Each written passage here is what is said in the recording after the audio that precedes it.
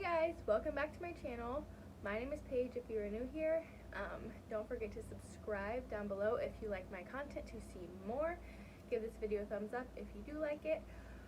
But today, well I should say tonight because it's like after 7, but both my kids are asleep and I decided to film some videos. So if you see me in this sweatshirt in the next few videos, it's because I'm filming them all tonight. I may switch my shirts out, I don't know, but I may not. But for this video, I'm going to be telling my birthing stories, which if you've been on my channel for a while, you've already seen that. But I deleted it because I realized I forgot to add some stuff, and it's just not how I wanted it to be. I guess when I was editing it, I didn't really pay attention, so I'm going to be redoing that one, make sure I have all the information I need in there, and then re-uploading that. And I'm also going to try to get my skincare routine down, skincare / hair care. What else was I going to do?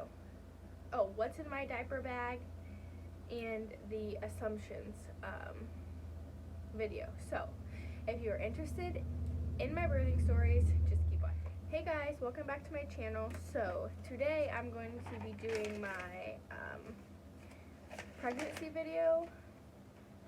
So like I had mentioned, if you've been on my channel, you know I already uploaded it, but if you haven't noticed, I did delete it just because there was some stuff I left out, and it was just stuff that I really wanted in there, and for some reason it got left out. So I'm going to redo that, re-edit it, and then upload it.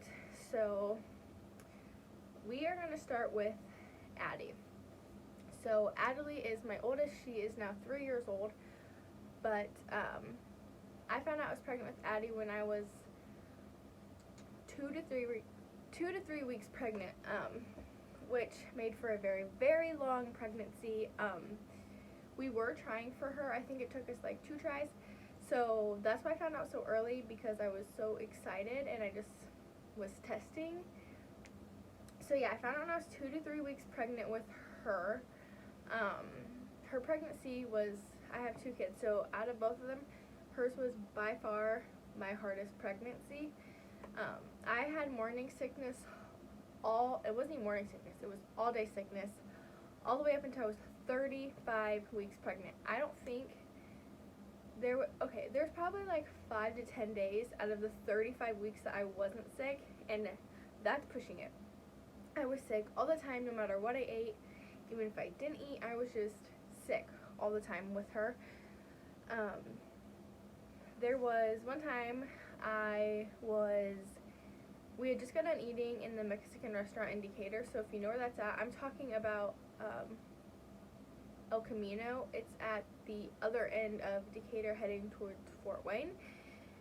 And when we were at the stoplight, we had left. When we were at the stoplight by BP, I remember the song Hello by Adele was playing, and I had to throw up. I had to open the car door, get sick all over the highway, and I remember the light turned green, and I was just like, well, they're gonna have to wait because I'm getting sick right now.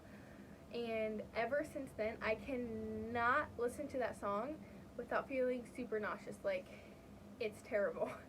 So I can't listen to that song. I actually hate that song, and I'm pretty sure that's why.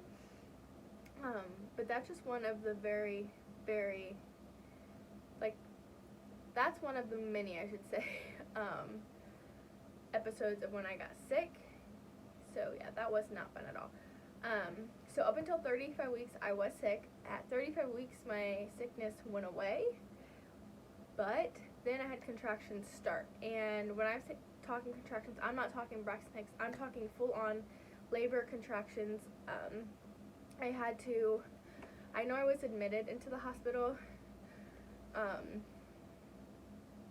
due to this, and I ended up getting out. They put me on medicine up to 37 weeks. After 37 weeks, I could stop, and then she was able to come at any time after that. So I was put on that medicine.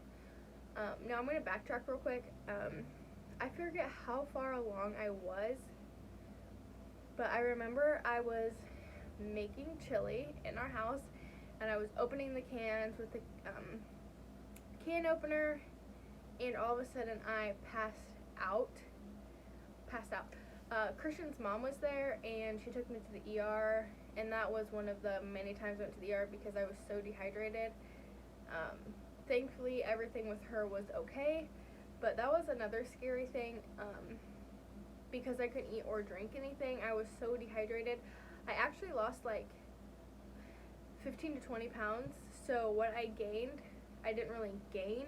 I gained back what I lost, and I think I only gained like 5 to 7 pounds, but that was after I'd already lost like 20 pounds, so I didn't really gain anything with her. But anyway, back to what I was saying before. At 37 weeks, the medicine ran out, and I was done, and she was able to come, and I was like, yay. At that point, at 35 weeks, I was 2 centimeters dilated, so I was kind of thinking that's good in a way, because come 37 weeks, hopefully she's ready and she just comes on her own. Was not the case at all.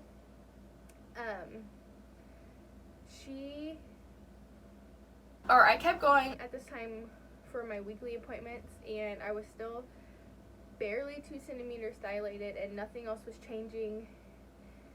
And yeah, so at 41 weeks, I got induced on a Sunday night, and I went into the hospital around 8 to be induced, and that's when my labor story starts with her.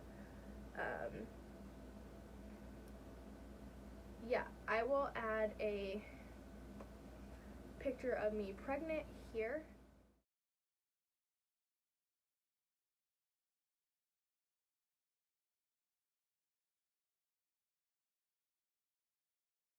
And yeah, so went in, got induced. I got it was called Cervidil. They put it up in your cervix, and it's supposed to basically thin your cervix out. And they told me, the nurses and my doctor had told me that normally Cervidil doesn't work to actually start your labor, but it helps get it going. And then in the morning I would get Pitocin. So I was like, okay, that's what we'll do. Well, I remember I got up a few different times because my contractions were coming on so hard, and this was probably between like 1 in the morning to 5-ish. And I had called the nurse in with the first time, and I had said I was in so much pain. She said she would give me medicine through an IV, and this medicine, I cannot remember what it's called, but it made me feel so good. So good.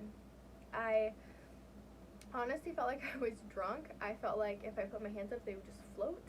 I felt really good, and I was able to get that 3 times altogether, but the second and third time, it did not work quite as well, and I honestly want to say the third time, it didn't work at all. Like, I could still feel everything. But yeah, so I got that. I got 3 doses of that, and then at 5:30, I was obviously not sleeping. I was dozing on and off, but I couldn't really sleep through the pain. And at 5:30, I felt something pop, literally pop, and then trickle. And I thought to myself, I'm like, oh, it's probably my water.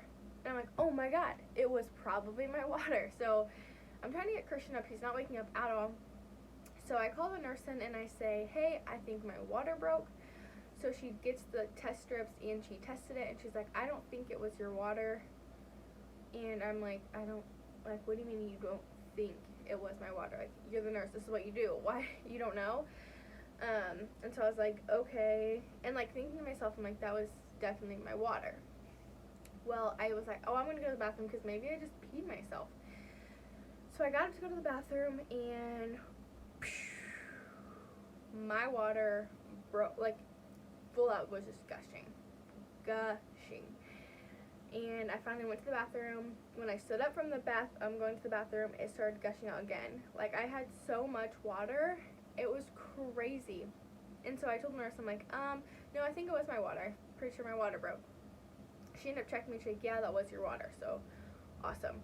At this point, Christian is still sleeping, so I take the menu that they give you at the hospital, and I chucked it out, and I'm like, dude, wake up. Like, my water just broke, and you missed the whole thing. And he was like, oh, so, like, she's coming? And I'm like, well, eventually, but not right now. I didn't really know how long it would take for me to progress because obviously it was just my first pregnancy or my first labor. And so yeah, 5:30 I ended up having him call and text my mom because I wanted her in the room with me. And again, I didn't know how fast I was going to progress, so I was like, just get my mom up here. So at this point I'm kind of freaking out because I'm just nervous, and I was like, where is my mom? It's been like over an hour, and my mom was like 15 minutes from the hospital. And so she ends up showing up, and she's like all dolled up, and I'm like, really? And she just wanted to look good, I guess, I don't know. But at the time I was like, oops, sorry. At the time I was like, you like was not necessary, but whatever. They did ask me when I came in the night before if I wanted an epidural, and I knew then I was getting an epidural. I'm not really good with pain, and I knew didn't want to push a baby out without an epidural. So I told him, yeah. My doctor came around 7 that morning because he was doing his rounds at the hospital, and he checked me, and I was far enough along, and I can't for the life of me, I think I was 4 centimeters. So I think you have to be at least 4 to get an epidural, so I'm pretty sure it was 4.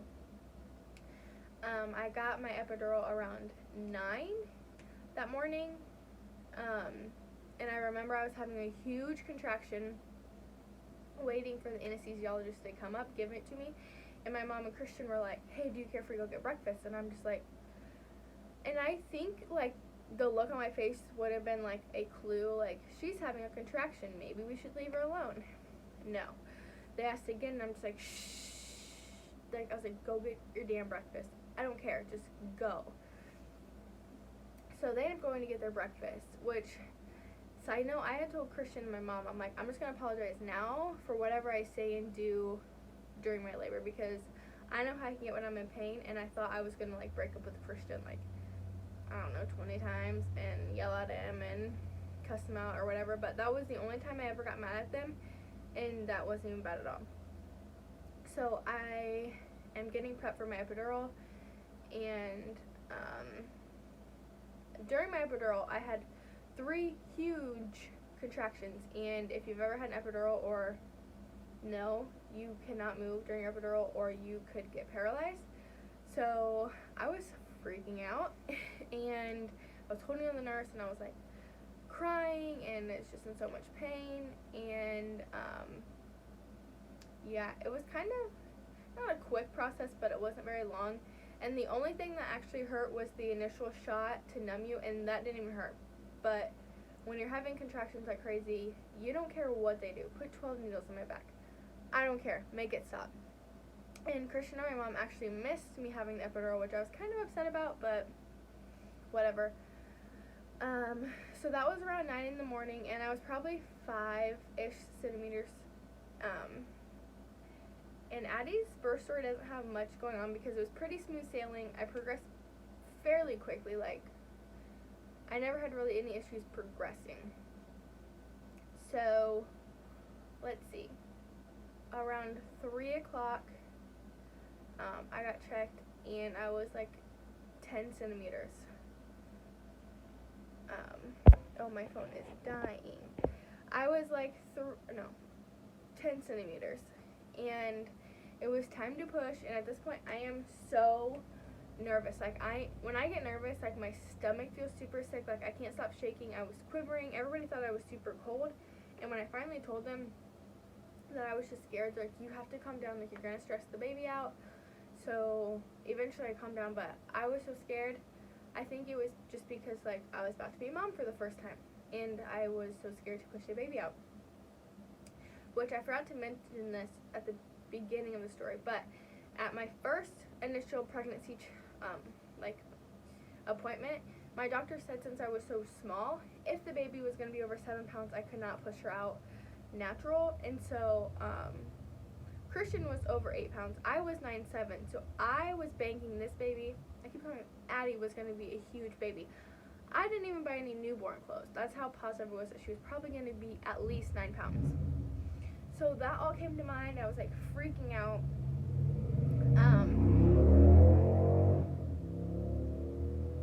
Sorry, motorcycle.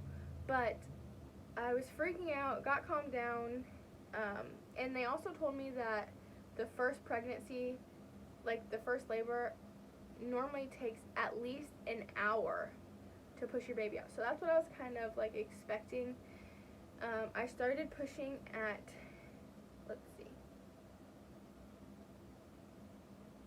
I don't remember what time. I only pushed for, so I started pushing at 3:10 because I only pushed for 9 minutes and she was out. So at 3:19 p.m., Adelie Nadine Marie was born, and I will insert her newborn pictures here.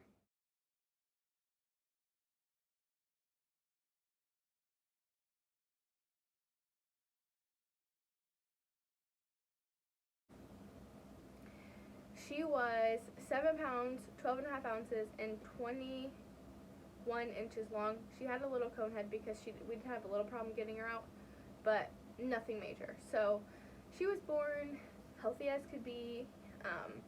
When she was born, though, I was waiting for her to cry. Never once cried. They put her on my chest and like, you have to spank her butt, like get her crying. They ended up having to do that because I didn't want to like hurt her. Eventually she cried. She was fine. But yeah, that is the birth story of Adelie. So now into my birthing story with Brooks. So with Brooks, I found out I was pregnant really early again. I was about 3 to 4 weeks pregnant. Again, with him, we were trying, so I was taking tests, anticipating, waiting. So I remember I was actually watching TV, and I was on a commercial. I was like, I'm just going to go take this test and see what it says. It came out positive. Morning sickness with him was not anything like Addie. I did have it, but it was more nauseating. Like, I was more nauseous. And that was just off and on. I did get sick a couple of times, but nothing like hers. Now with Brooks, I, from the beginning, was measuring 1 to 4 weeks big. Consistently. I was between 1 to 4 weeks measuring big with him. So, again, I was freaking out because I'm like, this one's going to be big. He's going to be a huge baby. I remember we went and found out that it was a girl, and so we were going to name her Oakland Lainey May, and yeah. I went to my doctor's a couple times after that, and the heartbeat was so low, and yes, that's a myth, but he was like, I'm going to send you back for an ultrasound just to get it rechecked to be sure it's a girl. So I'm like, okay. We go to the ultrasound, lo and behold, it's a boy. So thank goodness the doctor had me go back in, because it would have just been crazy to like think I'm having a girl, have him be born a boy. So yeah, that was a little twist to the pregnancy.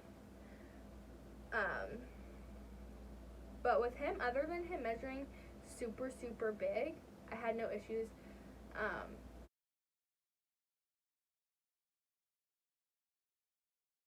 At the time of the day I went to deliver, I was measuring 4.5 weeks big. I got induced at 39 weeks just because he was measuring big. So yeah, basically the same story. Went in at 8 o'clock at night, got induced. They did Cervidil because it worked so well with Addie. I thought, we'll just try it and, go from there. Literally, like the same time, 5:30 in the morning, I felt something trickle. And so I was like, oh, it's probably my water. So I called my nurse in and I explained to her I think my water broke. About the same time I did with my daughter. Asked her if she could test me. She tested me and she's like, yeah, I think your water broke. That's really annoying to me. Like, I loved all my nurses, don't get me wrong, but I'm just like, what do you mean you think or you don't think? But she's like, yeah, I'm pretty sure your water broke. So I'm like, okay. So I got a hold of my mom. I was like, listen, my water broke. And she's like, okay, well, just like, because with Addie, I didn't like go super, super fast. She's like, just keep me updated. If you start getting further along, just let me know. And at this point, I was probably like 2 centimeters. I wasn't very far dilated at all. Now, when the nurse checked me to see if my water broke, her glove was all bloody. Like, it was just blood. TMI, sorry, but part of the story. So that was a little concerning, but nobody, I just thought that's just what it was. And sorry, I wanted to check how much percentage left I have on my phone.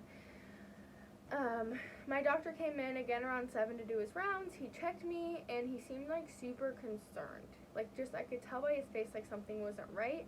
And so I didn't say anything, but he went out, came back in with the nurse, and like, hey, your water didn't break. And so I'm like, okay, like, I don't know what that was then. But from the time that I had got checked that I thought my water broke until I gave birth, even after I gave birth, I did not feel myself at all. I felt super sick. I felt super sluggish. Like, I just didn't feel myself at all. Now, this time I progressed super, super, super slow. Before I got my epidural, they were having me on like the bounce balls, like walking, and again, I didn't feel myself. I was super angry, not angry, but agitated. I didn't want to do anything. Like, I just wanted to lay in bed and sleep. So every time they came in to tell me to get on the ball or go walk, as soon as they left, I walked back in bed. I got my epidural around lunchtime, about 11-ish, something like that. I got my epidural, and I was good to go. As far as contractions wise, now with his contractions, I had them, they were still painful, but they were super far apart. Like, now that I'm thinking about it, they could have sent me home because I wasn't progressing as fast. And the nurses kept coming to check me, your water hasn't broke. And I'm like, so what happens, like, if my water doesn't break? And they're like, well, we'll have to break it for you. And I remember a nurse said, if your doctor tells me to break your water now, and I was probably like 5 or 6 centimeters, I'm not doing it. And I was like, well, why? And she's like, if I break your water, there's a chance, like, if you break your water too soon, like, you're not dilated far enough, there's a chance that the cord can get wrapped around the baby's neck, which is not good. So from that moment on, I was terrified. I'm like, I cannot have my water broken. Like, my water just needs to break. So they're keeping in touch with my doctor off and on all day. Still progressing super, super, super slow. I think my doctor came up around probably 7 or so. 7 that night. So he came up and he checked me, and he was like, okay, like, your water still isn't broke. I'm going to call the nurses, and they're going to break your water. We got to get this going. At that point, I was like 9 centimeters dilated, but I was still super, super, super nervous that something was going to go wrong with getting my water broke. And I remember Christian calling my mom. My parents actually had Addie while I was in the hospital. Side note, I had him in January of 18, and the flu was so bad then that they had rules at the hospital that nobody under 18 could come. I had planned on Addie staying with us in the hospital, just leaving for the day, staying with us at night, because she had not been away from us for that long. So she couldn't come, and I could also only have 2 visitors the entire time I was there, and it had to be the same 2. So even if Christian left, nobody else could come in. If my mom left, nobody else could come in. It was the same 2 people, which was my mom and Christian, which that caused a lot of drama. Some people just didn't understand it, but whatever. So I remember people telling me after I had him that my mom was sitting at the basketball game. Oh, my sister had a basketball game that night. That she was sitting there, they saw her like look at her phone and like get up and run. And like she motioned to Emily something, and then they figured out because I was in labor about to have the baby. My mom made it literally like probably like 15 minutes before I had him. And this is where it kind of gets scary. So remember earlier I told you I thought my water broke. It wasn't my water. So since then I felt super sluggish, super sick.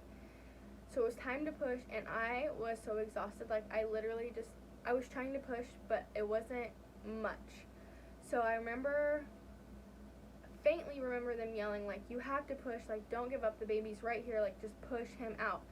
And suddenly I remember them yelling, put oxygen on Paige. So they threw an oxygen mask on me. They're pushing on my belly, trying to get him out,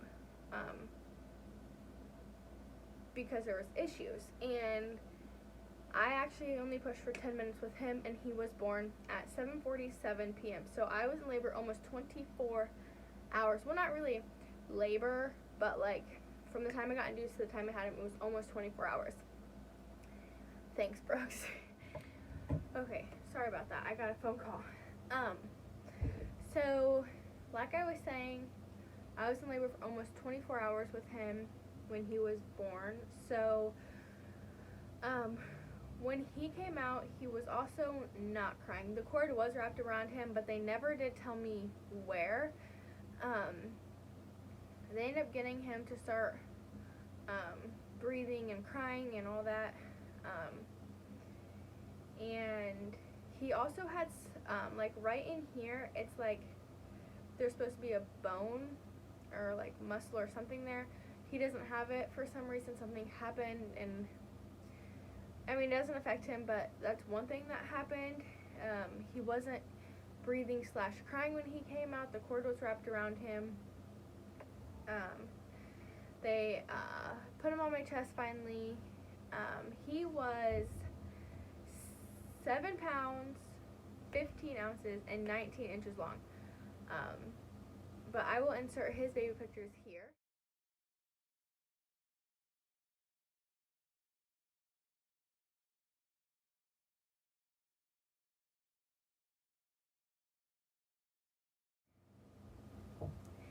And after he was born, I still didn't feel myself. Come to find out what had happened that morning when we thought my water broke, it was actually my placenta breaking off, which that's not healthy. That's not good for the baby, and that's why everything went wrong.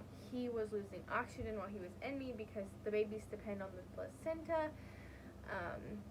But yeah, like just chunks of it, which is kind of gross, was falling out while I was like dilating and all that stuff. So yeah, that's what was wrong with, like, that's what had happened when they thought my water broke.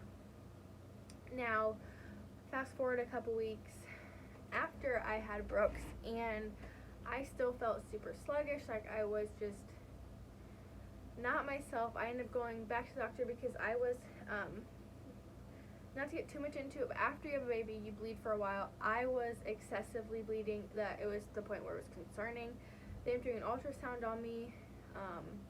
There was still placenta stuck in my in my uterus, and they had to actually give me Pitocin, which I had that the morning of birth because the Servial didn't help, and it basically just makes your body go into labor, have contractions. So I was at home on Pitocin, my body was contracting, just trying to push the rest of it out.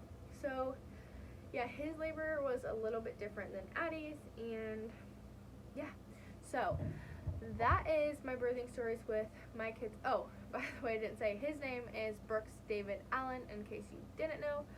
But yes, so now I will insert them a picture of them now, and they are now 3 years old and 1.5 years old. So here they are.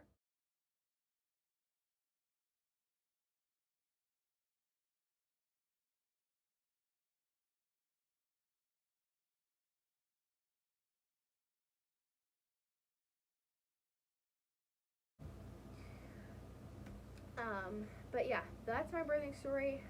If you like this video, don't forget to give it a thumbs up and subscribe to my channel if you want to see more content. Thanks for coming. Bye, guys.